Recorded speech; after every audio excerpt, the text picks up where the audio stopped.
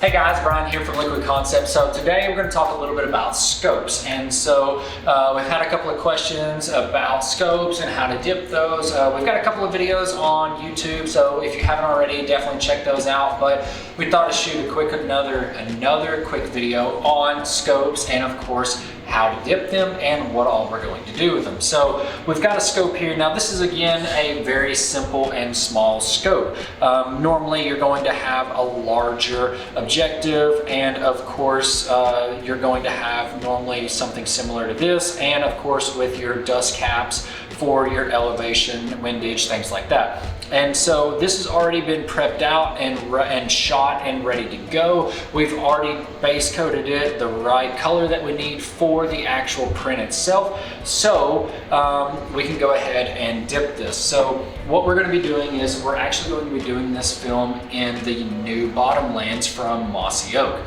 So let's go ahead, let's get this film laid out and show you guys a couple of little tricks on this, so that way if you have a scope coming in your shop, you know exactly what to do whenever it comes in.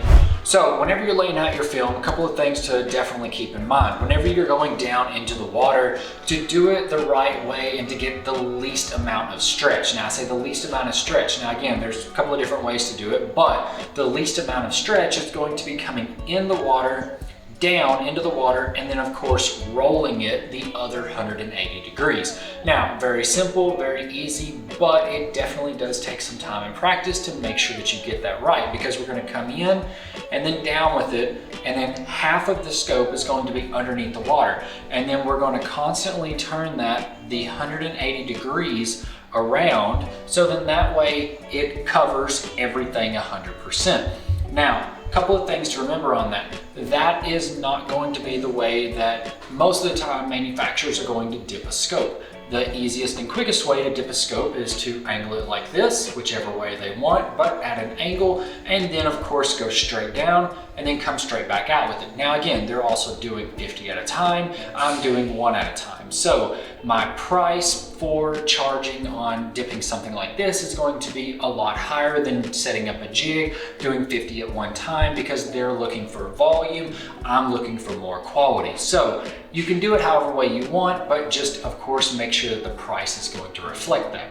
So the other thing that you're going to make sure of is that whenever you have your film down on the water, you want to make sure that you have plenty of film for your hands to go into the film as well. And so normally we would set this a couple of inches here and a couple of inches there and then cut it. And that's pretty much right where we would need. But now that we have to fit our hands down into the water, now we're going to need a lot more. And so normally I just say double that. And so with this right here, we actually have plenty of room to be able to fit our hands inside here and roll everything the way that we need to. And so this right here is going to be more than enough, this little square that we've got here, to take that and then dip that completely around and still have more than enough. So what we're going to do is we're going to cut that right there.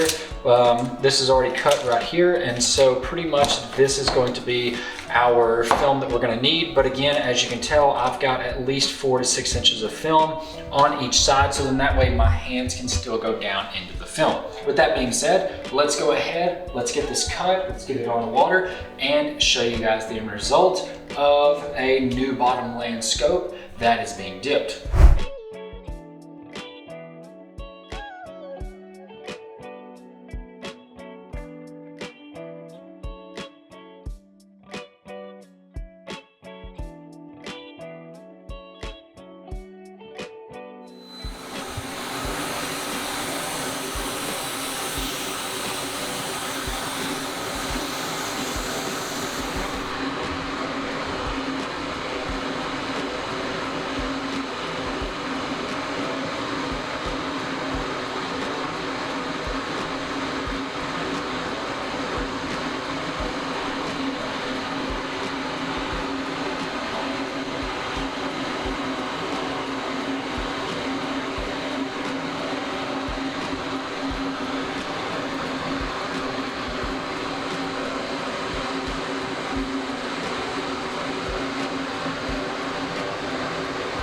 So we've got everything already all dipped and everything came out looking really good. And so you can see here we've got everything completely plugged. All we've got to do now is do any little bit of touch up all the way around, and then of course we can clear it, and then we're pretty much ready to go. So hopefully you guys have enjoyed this video.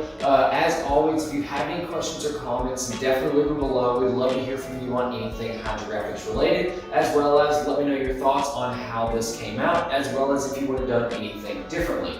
Also, if you haven't already, definitely hit the subscribe button. We'd love to have you subscribe to our weekly tips and tricks, as well as definitely check out the link in the description for the website to see anything that you need for the hydrographics on the website. Underneath the shop tab there, we have everything from training to custom film and anything in between. It's all there for your hydrographic needs. I'm Bryan from Liquid Concepts, and this is how we customize your world. We'll see you guys next time.